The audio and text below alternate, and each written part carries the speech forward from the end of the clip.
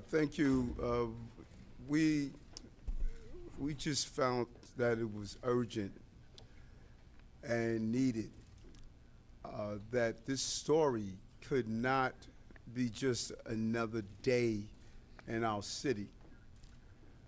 Four babies, and whomever is a parent, you had to see that picture of that young baby that lost his life to just reckless and careless and total disregard for those children. And I wanted, number one, to thank the first responders, the EMS workers who identified the symptoms that the children were going through. I want to thank the police department for their thorough investigation and immediately bringing this case to as much of a closure as possible. And I wanted to thank just our healthcare professionals. And we are going to just elevate to families on what we're dealing with. This is not, I mistakenly leave marijuana around the house or mistakenly leave cocaine around the house. This substance is so dangerous. Just a small amount. That little corner right there, the size of a penny, that little corner you see here is enough to kill an adult. That little corner. So if you're bringing fentanyl in your home, laying it on the countertop, laying it on the place where your child sleeps, laying it near a crib, having it on your clothing, that little piece, that little corner, about the less than the size of a fingernail, a tenth of the size of a fingernail, can kill an adult. So imagine what it could do to a child. You are irresponsible as an adult if you have this inside your home. This is not the drugs of yesteryear. This is so dangerous. And just to think that we have to introduce into the lives of our children Narcan. You have to carry around Narcan. We probably saved the lives of 3 of those children because of Narcan. Because those first responders identified the symptoms of what these children were experiencing. What are we doing? What are we doing as a society to our children? This was probably one of the worst days I've had of going up to the Bronx, sitting down with those parents, losing their babies like this. They dropped the babies off to a daycare center, hoping that their children will be protected by the caregivers. And then speaking with the father yesterday, like, what do you say? What do you say? This is just total madness that we lost a child to this dangerous substance.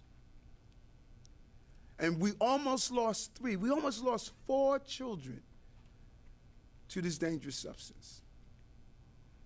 There needs to be a full national assault on this drug entering our city. This is a new drug. This is not a new type of battle, and people need to understand this.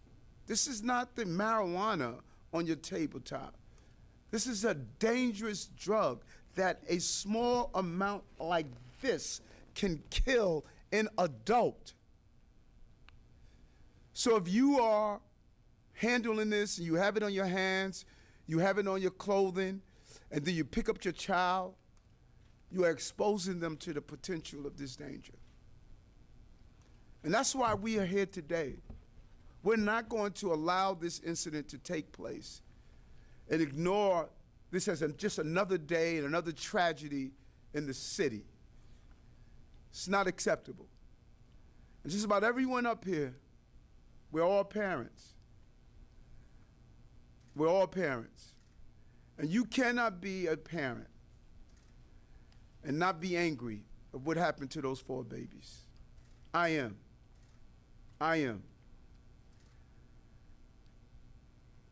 Commissioner. Okay, good evening. As the mayor said, we're here to provide some updates about 2 current investigations, both taking place in the Bronx. First, along with our partners in the Bronx DA's office, the Southern District, the New York Division of the DEA, and others, we are one step closer to getting justice for the baby so tragically and senselessly killed on Friday in the 5-2 precinct. And as we know, 3 other babies were hurt in the same incident. And now, 2 arrests have been made, charges will be filed, and people will be held accountable. What happened 3 days ago in the daycare center is truly unimaginable. It's a nightmare that these families will never wake up from. But believe me, the NYPD will never rest in our pursuit of anyone who puts our children in harm's way. The dangers of fentanyl cannot be overstated. This poison is extremely deadly, and if you traffic in it, you will be prosecuted to the fullest extent of the law. No parent should ever have to go through something like this, and we will continue to work 24/7 to make sure there are meaningful consequences for all these horrific crimes. The second case today relates to a recent gang-related shooting in the Bronx 4-0 precinct. 2 innocent bystanders were shot in that incident, and a 71-year-old woman was killed. The suspect, whose intended targets were members of a rival gang, were quickly identified by patrol officers in the 4-0 precinct through video footage and still photos. And early this morning, less than 96 hours after the shooting, an arrest was made. As the criminal justice system takes its course, the message from our police department is clear. If you carry an illegal firearm, if you recklessly pull the trigger, if you harm anyone in our city, the NYPD will find you, we will arrest you, and you will be held accountable. Gang violence of any type of violence, for that matter, will never be tolerated. Our cops will never stop fighting for the people we serve. And I want to commend all the investigators and our partners in the Regional Fugitive Task Force for their fast, effective work in this case. Now, I'll turn it over to our Chief Detectives, Chief Joe Kenny. Good evening. I'm going to give you an update on these 2 cases, and then when I'm done, the Health Commissioner will have some more comments about fentanyl. All right, I'm Chief Detective Joe Kenny. I'm going to give you 2 updates on recent homicides that have occurred in the Bronx. On Friday, September 15th at 2:41 p.m., NYPD and FDNY EMS personnel responded to 2707 Morris Avenue to a 911 call of unconscious children. This location is a licensed daycare center. The children, ages 1, 2, and 8 months old, were found to be unresponsive at the scene. They seemed to be demonstrating an exposure to an opioid. Quick thinking, FDNY EMS personnel administered Narcan to these 3 children and removed them to Montefiore Hospital. Unfortunately, the 1-year-old did not survive and died at the hospital. NYPD detectives later learned that an additional child, only 2 years old, had been removed from the same location at 12:15 that afternoon by his mother. This child also began to exhibit symptoms of opioid exposure. The child was brought to Bronx Lebanon Hospital, where hospital staff quickly administered Narcan, saving that child's life. A search warrant was executed by members of the 5-2 Precinct Detective Squad and members of the DEA at this location, the daycare center. There, we discovered a kilogram of fentanyl in an area that was used to give the children naps. It was laid underneath a mat where the children had been sleeping earlier. Additionally, we found 3 kilo presses. This device is commonly used by drug dealers when packaging large quantities of illegal narcotics. 2 arrests have been made in this case. Gree Mendez, female, 36 years old, with no prior arrests before this incident. She was acting as the caretaker for this daycare facility. We also locked up Carlisto Brito, male, 41 years old, very similar, 0 arrests prior to this incident. Working with the Bronx District Attorney's Office, they have both been charged with murder and attempted murder, depraved indifference. Medical testing came back on all 3 children. All 3 children had fentanyl in their systems. Year to date, the NYPD Forensic Laboratory has tested over 150 pounds of fentanyl. The second homicide I will update, excuse me. No, that's not seized. No, that is not seized. That is just tested. This drug is so dangerous that we only test the small, minuscule amount to limit the exposure of our lab personnel. That's how dangerous it is. Even wearing the proper PPE, personal protection equipment, we still try to limit as much as possible our exposure to this drug. That's how dangerous it is. The second homicide I will update occurred on Thursday, September 14th at 12:36 p.m.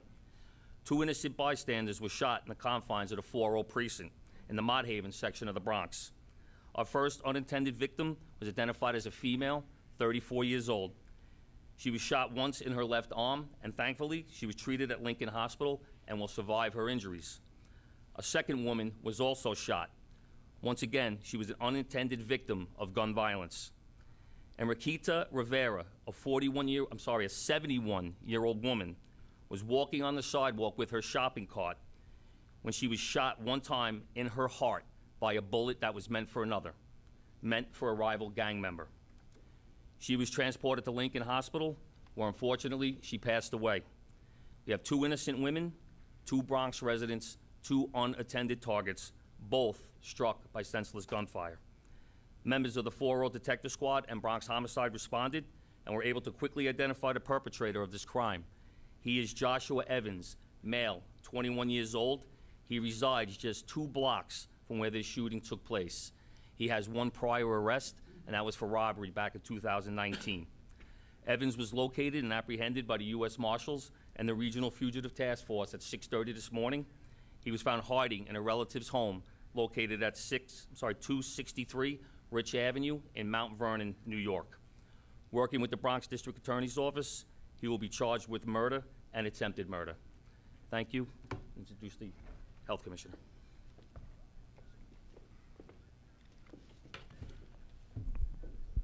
I share the mayor's sentiments that Friday night and Saturday were the worst days of my time as health commissioner to date. I have 3 small children, 7, 10, 7, and 4, and watching the parents go through what they went through was one of the worst days I've experienced in this job or any job. And I've seen people die. I've accompanied people through their end of life in hospital settings. And this is where fentanyl belongs. I remember the first patient I gave fentanyl to, a woman in her 40s who had developed metastatic breast cancer, who herself was leaving a family behind and needed fentanyl to manage the pain of end-stage metastatic disease. I remember ordering it for the first time and realizing how powerful this substance is, but how much relief it gave to someone suffering from pain unimaginable to most of us. This is where fentanyl belongs. It doesn't belong on our streets, and it doesn't belong in our homes. It doesn't belong anywhere that trained clinicians are not. And it doesn't belong in forms like powders and aerosolized liquids. It belongs in syringes, and it belongs in hospitals where they are extremely controlled substances. Fentanyl is exquisitely dangerous. I use the word exquisitely because I don't have another word to describe how dangerous this drug is. And it is, in fact, completely stressing our entire response to the overdose crisis. People are dying who are dependent on fentanyl. People are dying who are casually using opioids and fentanyl. People are dying who are using non-opioids that are contaminated with fentanyl. We will soon release our overdose data for the city of New York, the calendar year 2022, and we will once again hit a record peak. Year on year, month on month, quarter on quarter, these numbers rise, and fentanyl has contributed to the acceleration of this crisis. As I said when I started as health commissioner, if it wasn't for COVID and then it's followed by Mpox and other infectious crises, this would be the #1 issue. Now that we are no longer in the emergency, it should be our #1 issue because it's taking too many lives too soon. A New Yorker dies of an overdose every 3 hours, and now it's going to be less than that. 80% of overdoses in New York City in 2021, and that's old data, involved fentanyl. That number is sure to rise. I cannot stress how dangerous this drug is in its synthetic form, its unexpected form. I also want to emphasize what the mayor said about Narcan. Narcan saved 3 babies' lives. We have defibrillators behind every bar, in every business, in every public event. Increasingly, we have epinephrine pens, EpiPens, in public settings. Narcan has to be everywhere. You should be carrying Narcan right now. I have Narcan right here. These are the Narcan kits distributed by the city. Narcan is now available over the counter. You can go to your pharmacy and get Narcan. You can go to our website and see thousands of pharmacies where we distribute Narcan for free. You can call 311. We do free trainings. Each kit not only has 2 doses of Narcan to be administered through the nose, but has training and equipment for you to do so safely in the field. Anytime you see someone walking past them who looks like they might not be conscious, who might not be breathing, who might look more sleepy or tired than usual, think overdose, think opioid intoxication, and think fentanyl. All right, we're going to take a couple of questions on these 2 topics. I'll start for that. Anthony Lorenzo, Pix 11. First question is for the health commissioner. So back on September 6th, this location was specifically searched by the state. Can you tell us what exactly they are looking for and why nothing was found inside this location if there was clearly so many paraphernalia and drugs itself inside this location? Can you tell us what exactly they were looking for or what they found? So my department inspects hundreds, if not thousands, of these sites every year for their safety on behalf of the state. These are home-based child care centers run out of people's homes, and they seek licensure for those sites. This site they applied for a license in January of this year, were inspected initially twice, and a third, most recently, a surprise visit on September 6th, as you say.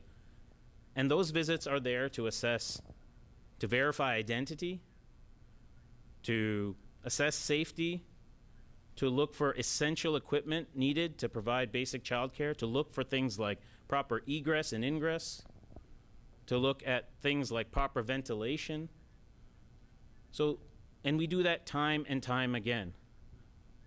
I'm very sorry, but one of the things my child care inspectors are not trained to do is look for fentanyl. But maybe we need to start. Maybe we need to start. But that has not been a part of our thinking for decades or years in doing this work. And it's served us well because we keep our babies safe through thousands of these centers. There are I think there are around 6,000 plus centers like this, home-based daycare centers in the city of New York that we inspect on behalf of the state. So those are the kinds of things that are looked for in those visits. But this, to date, has been out of the purview of these inspectors. And the incident that just happened maybe tells us that we need to make it in their purview. And let's be clear on something. The inspectors did not go in and see a drug lab and ignored it. You saw the small amount. So we do not want to give the perception that they went in, did their job, and did the necessary inspections. That included a surprise inspection. And they did not walk in and said, here's a drug lab, let me walk past it. And so I don't want to give that impression, and we need to be clear on that. Can someone, maybe yourself or maybe can the police commissioner paint a picture for us about what was happening in that line of events that they, did they eat something and then go down for the nap and not wake up, or how much drugs were in there? And what about the caregiver that was there? Did she have exposure as well, and the other person charged in the case? No, the caregiver did not have any exposure, did not exhibit any symptoms whatsoever. The caregiver actually was one of the people that were arrested in regards to this. The timeline we do have is that the children were dropped off. The place is licensed to have eight children at any given time. They had 4. One child was picked up at 12:15. The other children, 8 at 1 o'clock. They were given food, and then they were put to bed to take a nap in the back room. When I say back room, it's an area where they had mats laying on the floor, if you can imagine gym mats. They were laid down to take their nap. And then less than an hour and a half later, they started to exhibit symptoms of the fentanyl. As far as what we recovered, it was 1 kilogram of fentanyl was recovered in the vicinity of those mats, and the kilo presses were recovered inside of a closet that was out of plain view. So they were actually under the mats that the children were sleeping on? It was near the mats, yes. Dust from it, or the actual? It's just the residue itself. It's, like I said, it's that strong. 1 grain, 2 grains of fentanyl can take down a grown man. So even just the residue itself for a small child would cause the death. And how are the other children doing, do we know? Or? They're doing fine. We're going to move over to Mark Morales, CNN. So just wanted to ask, what's the history of the daycare center in relation to any drugs? Is there a history there of anybody connected to it that has drugs? And to the best of your knowledge at this point, how do you know, if you know, how that kilo of fentanyl actually made it in? And are there any more? So we do have some information that might indicate some items were removed from the location after the 911 call was placed. But as far as the history of that location, we've received no 911 calls, no 311 calls, no complaints from the community at all about that location being connected to any drug transactions. We're going to go to Mac Rosenberg, 1010 Wins. Do you know if Brito was renting a room inside the apartment building in the area where the daycare was supposed to be at all? He was renting a room that was locked inside of the daycare center itself. Inside of the daycare center? That's correct. I'm sorry, was that noticed at all during the inspection, that this guy was just living there? Was it separate from the daycare? The daycare center itself is a living apartment. People live there, and then they use it during the day as a daycare center. Going over to Craig McCarthy, New York Post. To the health commissioner, what can you say about the inspections that are done for these daycare centers and the background checks into the people that are running these centers? And I have a follow-up for Mr. Mayor after that. The background checks are done on the applicant and the residents of the location where the home-based child care center is being applied for. On the license and the application, the people who ran the site were appropriately background checked and cleared, and were also listed as the residents of that location. So anyone else living there was not listed as a resident as a part of the normal background check procedures.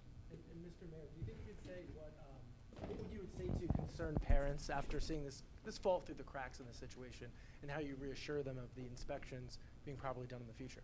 Okay, first, this did not fall through the cracks. The team did their job.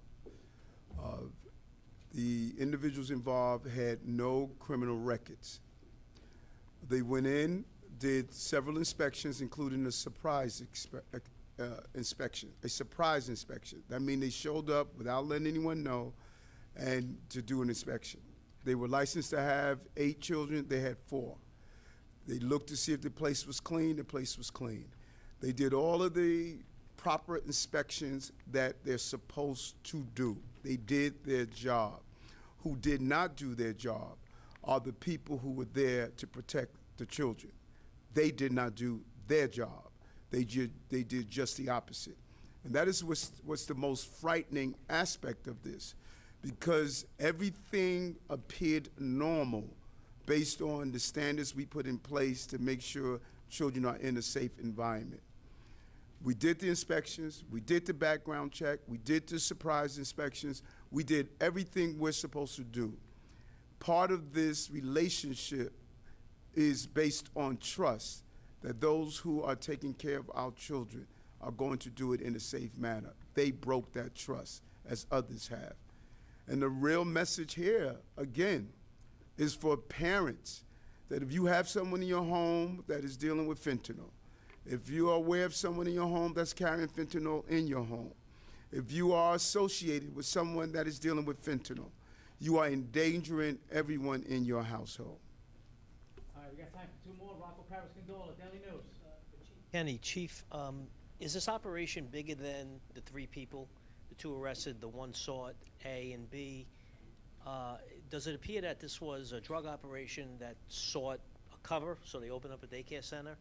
Or did that operation go into effect after the center was open, perhaps because of the relationship between Brito and the caregiver?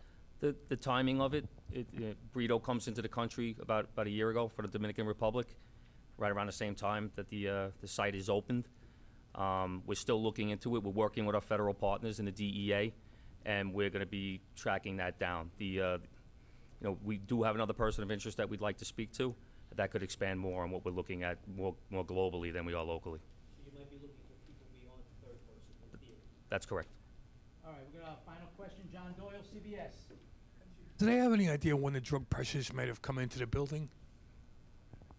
When the drug press equipment was brought into the building? Was it prior to the opening of the daycare center? Was it there, or was it brought in after the center was open? Right now, we're still looking through video, looking for what was coming in and out of that apartment. Like I said, we did find video of items leaving the apartment after the incident.